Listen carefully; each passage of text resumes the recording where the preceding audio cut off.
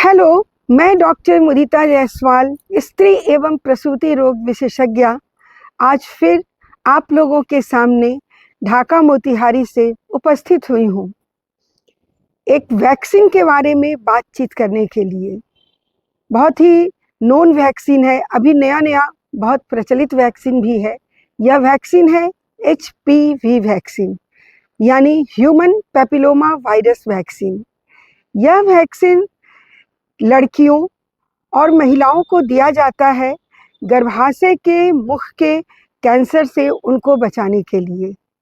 लेकिन मेरे आज के टॉपिक का मकसद यह नहीं है कि लड़कियों के लिए ही यह वैक्सीन है या फिर इसका कोई और भी काम है। मेरे आज का टॉपिक है कि क्या यह वैक्सीन सिर्फ लड़कियों को ही दिया जाता है या इसे हम लड़कों को या पुरुषों को भी दे सकते हैं। उनको देने से भी इसमें कोई फ़ायदा उन लोगों को होगा या नहीं, या उन लोगों के वैक्सीन को लेने से महिलाओं को कोई लाभ मिलेगा या नहीं। तो मेरे इस सवाल का उत्तर है हाँ, यह वैक्सीन लड़कों को भी दिया जा सकता है। ऐसे अभी इसके बहुत ज़्यादा ट्रायल उपलब्ध नहीं है, लेकिन फिर भी यह वैक्सीन लड़कों को दिया जा सकता है और अमेरिका में इसे लड़कों को भी दिया जाता है। और यह वैक्सीन सिर्फ गर्भाशय के मुख के कैंसर से ही नहीं बचाता, यह वैक्सीन जेनाइटल वॉट नामक बीमारी से बचाता है। जेनाइटल वॉट स्त्री एवं पुरुष दोनों के प्राइवेट पार्ट्स पर, यानी लिंग पर छोटे छोटे मस्से के आकार के दाने होते हैं, उनसे उस बीमारी से यह वैक्सीन बचाता है और यह स्त्री एवं पुरुष दोनों को हो सकते हैं। इसके अलावा यह वैक्सीन लड़कों में लिंग के कैंसर यानी पेनाइल कैंसर से बचाता है। ओरोफैरिंजियल कैंसर यानी मुख, गला, थ्रोट, इनके कैंसर से भी बचाता है। लड़कियों में यह कैंसर वेजाइनल कैंसर यानी कि गर्भनली के कैंसर और योनि द्वार यानी वल्वा के कैंसर से भी प्रोटेक्ट करता है। तो आइए अब हम इस वैक्सीन के बारे में विशेष बातचीत करते हैं। अब हम समझते हैं HPV है क्या।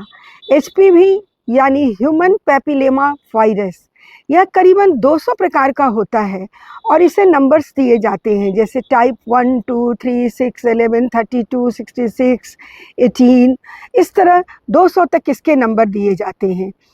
ये वायरस हाई रिस्क भी हो सकते हैं, ये वायरस लो रिस्क भी हो सकते हैं। जो वायरस हाई रिस्क होते हैं वो कैंसर कराते हैं, लेकिन जो वायरस लो रिस्क होते हैं वो जेनाइटल वॉट कराते हैं। हाई रिस्क वायरस फीमेल में वेजाइनल कैंसर, वल्वल कैंसर और सर्वाइकल कैंसर यानी कि बच्चेदानी के मुंह का कैंसर, यह भी कराते हैं। बच्चेदानी के मुंह का कैंसर बहुत ही कॉमन कॉज है हिंदुस्तान में लेडीज़ की डेथ का, यानी स्त्रियों की मौत का यह बहुत ही कॉमन कारण है। और high risk human papilloma virus male में penile cancer, oropharyngeal cancer, anal cancer, anal यानी पॉटी के रास्ते का कैंसर यानी गुदा का कैंसर कराते हैं। और अगर इन सबों के अगेंस्ट वैक्सीन बन रही है तो यह वैक्सीन इस बीमारी से उन लोगों को ज़रूर प्रोटेक्ट करती है, करीब करीब 95% तक। इसलिए हम लोगों का यह विचार है और हम लोगों का यह प्रयास भी है कि यह वैक्सीन स्त्री एवं पुरुष दोनों को दिया जाना चाहिए। और फीमेल्स को भी, अगर मेल को आप वैक्सीनेट कर देते हैं उनके यंग एज में, तो उनमें यह वायरस कम होगा, जिसके चलते जो उस मेल का संपर्क अगर फीमेल से होगा तो फीमेल में इस तरह के वायरस के इन्फेक्शन की संभावना बहुत कम हो जाएगी, जिससे कैंसर की समस्या भी बहुत कम हो जाएगी। यह वैक्सीन सिर्फ एक इंडिविजुअल को प्रोटेक्ट नहीं करता है, बल्कि यह हर्ड इम्यूनिटी प्रोवाइड करता है, यानी कि कम्युनिटी को भी प्रोटेक्ट करता है। यह वायरस हमेशा ही सेक्सुअल कांटेक्ट से ट्रांसमिट होता है और यह फीमेल्स में होता नहीं है। यह इन्फेक्शन होता तो मेल में है और मेल से यह फीमेल में जाता है। फीमेल्स में ये आता जाता रहता है, 25-26 साल तक तो यह इन्फेक्शन बार बार आता है और लेडीज़ के इम्यूनिटी के स्ट्रांग होने के कारण यह उसमें से निकल जाता है। लेकिन एक ख़ास समय के बाद जब लेडीज़ की इम्यूनिटी कम हो जाती है तो यह वायरस सर्विक्स के सेल्स में या जिस जगह भी यह कैंसर कराता है उसके सेल में चला जाता है, उसके न्यूक्लियस से इंटीग्रेट कर जाता है और उस सेल में काफ़ी तरह के वेरिएशंस लाता है जो भविष्य में कैंसर में कन्वर्ट हो जाता है। इसलिए अगर हम मेल को यह वैक्सीन देते हैं तो मेल में एचपीवी वायरस का इन्फेक्शन कम होगा और वो मेल जब फीमेल से कांटेक्ट करेंगे तो उस फीमेल में भी ट्रांसमिशन का चांस कम हो जाएगा। इसका मतलब यह हुआ कि यह सर्वाइकल कैंसर का इंसिडेंस दोनों को देने से ज़्यादा जल्दी कम होगा। आइए अब यह बात करते हैं कि यह वैक्सीन होते कितने तरह की है। इस वैक्सीन को 3 तरह के भागों में बांटा गया है। यह इस बात पर निर्भर करता है कि यह वैक्सीन कितने वायरल स्ट्रेन के अगेंस्ट काम करती है। यह बाईवैलेंट होता है, यानी 2 वायरस के अगेंस्ट काम करता है, जैसे टाइप 16 और टाइप 18। यह सर्वाइकल कैंसर का बहुत ही विरुलेंट स्ट्रेन है, कैंसर कराने वाला यह वायरस, तो इसे फीमेल्स में हम लोग देते हैं। फिर दूसरा है जो 4 स्ट्रेन को कवर करता है, type 16, type 18, type 6, type 11। Type 6 और टाइप 11 जेनाइटल वॉट कॉज करते हैं और टाइप 16 और टाइप 18 सर्वाइकल कैंसर कॉज करता है। तो जेनाइटल वॉट तो मेल फीमेल दोनों में हो सकते हैं, इसलिए इस वैक्सीन को हम लोग रिकमेंड करते हैं कि ये मेल में भी इसको दिया जाए ताकि जेनाइटल वॉट से मेल लोग को भी इस बीमारी से मुक्ति मिल सके, एनल कैंसर से उन लोगों को मुक्ति मिल सके। और एक होता है जिसमें 9 स्ट्रेन्स, जिसे नैनोवैलेंट कहते हैं, जिसमें 9 प्रकार के वायरस के अगेंस्ट ये काम करता है। यह बहुत ही कीमती वैक्सीन है। पहले तो यह इंडिया में नहीं मिलता था, लेकिन अब यह इंडिया में मिलने लगा है। और यूँ तो इम्यूनाइजेशन शेड्यूल में या इंडियन एकेडमी ऑफ पीडियाट्रिक्स ने इसको अभी रिकमेंड नहीं किया है क्योंकि इसके बहुत ज़्यादा ट्रायल नहीं है, लेकिन अमेरिका में इस वैक्सीन को लड़कों में या पुरुषों में दिया जाता है। इंडिया में 2 वायरस के अगेंस्ट काम करने वाले, यानी टाइप 16 और 18 के अगेंस्ट काम करने वाले वैक्सीन है सर्वारिक्स, और 4 यानी कि टाइप 6, 11, टाइप 16, 18 के अगेंस्ट जो वैक्सीन आता है वो गार्डासिल के नाम से आता है, गार्डासिल 4। और 9 वायरस के अगेंस्ट जो वैक्सीन काम करता है वह गार्डासिल 9 के नाम से आता है। और अगर आप चाहें तो इसे स्वयं भी ले सकते हैं। ये सारे वैक्सीन अभी इम्यूनाइजेशन शेड्यूल में शामिल नहीं हैं, लेकिन आप अगर चाहें तो इसे खरीद कर ले सकते हैं और यह आपको, आपकी बच्चियों को, आपके परिवार की बाकी महिलाओं को इस जानलेवा बीमारी से बचाएंगे। और लड़कों को देंगे तो उन लड़कों को भी काफ़ी प्रोटेक्शन मिलेगा इस तरह की जानलेवा बीमारी। आइए अब हम आपको ये बताएं कि इस वैक्सीन के डोजेज क्या क्या हैं, किस उम्र में क्या डोज है।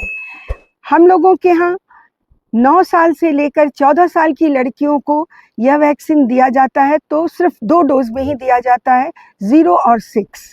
तीसरे डोज की ज़रूरत नहीं पड़ती है। 0 और 6, जैसे अगर आपने इस वैक्सीन को फरवरी माह में दिया है, फरवरी के महीने में दिया है, तो फरवरी को हम लोग 0 काउंट करेंगे। उसके बाद मार्च, अप्रैल, मई, जून, जुलाई और अगस्त, इसको 6 यानी अगस्त में फिर हम इसका दूसरा डोज दें। 9 साल से 14 साल की बच्चियों में यह बेस्ट टाइम होता है क्योंकि तब तक लड़कियां सेक्सुअली एक्टिव नहीं होती हैं। लेकिन ऐसा नहीं है कि सेक्सुअली एक्टिव होने के बाद हम इस वैक्सीन को नहीं देंगे, पर 9 साल से 14 साल का जो एज है वो बहुत नाइन एज ग्रुप है, उसमें लड़कियां चूँकि सेक्सुअली एक्टिव नहीं होती हैं, तो 2 तरह की वैक्सीन से भी मैंने 2 डोज से भी काम चल जाता है। लेकिन 15 से 25 साल की एज में हमें 3 वैक्सीन देने होते हैं क्योंकि तब तक बहुत सी लड़कियां सेक्सुअली एक्टिव भी हो जाती हैं। तो कौन सी वैक्सीन 3 डोज में किस तरह दी जाएगी, यह डिपेंड करता है कि आप कौन से वैक्सीन का चुनाव कर रहे हैं। अगर आप दो बाईवैलेंट यानी 2 वायरस वाली वैक्सीन का चुनाव कर रहे हैं जो कि सर्वारिक्स में होता है। तो 016 यानी एक वैक्सीन फरवरी में पड़ी, दूसरी मार्च में और तीसरी फिर अगस्त में पड़ेगी। और अगर आप 4 वायरस के अगेंस्ट काम करने वाली वैक्सीन का चुनाव कर रहे हैं लेने के लिए, तो फिर इसका डोज बदल के हो जाता है 026 यानी फर्स्ट डोज 0 फरवरी में दिया, सेकेंड डोज अप्रैल में और थर्ड डोज फिर अगस्त में पड़ेगा। तो 15 से 25 साल में आप इसे दे सकते हैं और इसके 3 डोजेस लगेंगे। प्रायः पहले समझा जाता था कि 25 साल के बाद इस वैक्सीन का दिया जाना कोई ज़रूरी नहीं है, लेकिन अब यह वैक्सीन 25 साल के बाद भी दिया जाता है, क्योंकि बहुत सी महिलाएं आजकल हमारे इंडिया में सेक्सुअली एक्टिव होती हैं 25 साल के बाद। बहुतों की शादी 28, 29, 30 में होती है, जो लोग सेक्सुअली एक्टिव नहीं होती हैं। तो हम लोग इस वैक्सीन को उस एज ग्रुप में भी दे सकते हैं। और अब तो बिल्कुल ही नया रिकमेंडेशन आ गया है कि आप 45 इयर्स तक इस वैक्सीन को दे सकते हैं, यानी 45 साल की उम्र की महिलाएं भी इस वैक्सीन को ले सकती हैं। हाँ, यह उतना फ़ायदेमंद तो नहीं होगा जितना 9, 14, 15, 25 तक वाले में है, लेकिन फिर भी कुछ ना कुछ प्रोटेक्शन तो ज़रूर देगा। कोई ज़रूरी नहीं है कि इतना ज़्यादा वायरस इसमें आ जाए, इस वैक्सीन से इतना ज़्यादा वायरस आ जाए कि वह इसको बिल्कुल ही बुरी तरह इनके सेल्स को डैमेज कर दिया, ऐसा कोई ज़रूरी नहीं है। लेकिन हाँ, अगर आप इसे दे देते हैं तो कुछ ना कुछ प्रोटेक्शन तो मिल ही जाता है। इसलिए अब हम लोग 45 इयर्स में भी इसको रिकमेंड करते हैं। और अब हम बताते हैं कि इसके वैक्सीन को लेने से आपको क्या क्या दिक्कत हो सकती है। ऐसे तो यह वैक्सीन काफ़ी सेफ़ है, लेकिन जब आप इस वैक्सीन को लेते हैं तो इसे मांस में डेल्टॉइड मसल, ये डेल्टॉइड मसल है, इसी डेल्टॉइड मसल में IM रूट से यानी कि इंट्रामस्कुलर मांस में इस इंजेक्शन को दिया जाता है। देने वाली जगह पर आपको दर्द हो सकता है, पेन हो सकता है, थोड़ी स्वेलिंग हो सकती है और हल्का फुल्का बुखार भी आ सकता है। तो अगर बहुत ज़्यादा दर्द होने लगे तो आप गर्म पानी में कपड़े को निचोड़ कर हॉट फर्मेंटेशन कर सकते हैं, बर्फ़ से कोल्ड फर्मेंटेशन कर सकते हैं, और अगर हल्का फुल्का बुखार है तो सिंपल एक पैरासीटामॉल का टैबलेट ले सकते हैं। इससे ज़्यादा की ज़रूरत नहीं पड़ती है।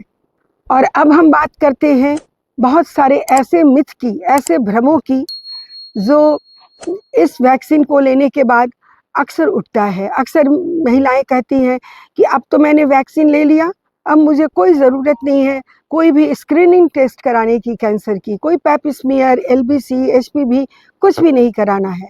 नहीं, ऐसा नहीं है। यह सिर्फ 95% प्रोटेक्शन देता है और 5% तो प्लस माइनस है ही।